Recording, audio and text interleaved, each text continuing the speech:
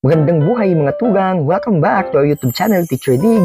For today's video, we are going to attend FACE School Activity, the Family Day. After ng klase namin, ay pumunta kami ni My Love sa Centex Manila. Sabi nga namin sa parents ni Madam Faye na kami naman ang pupunta after ng klase namin.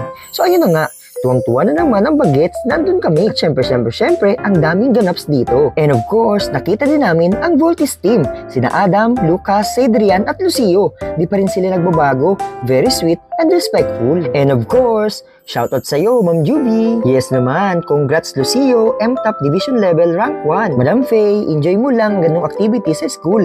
Andito lang kami for you. Next.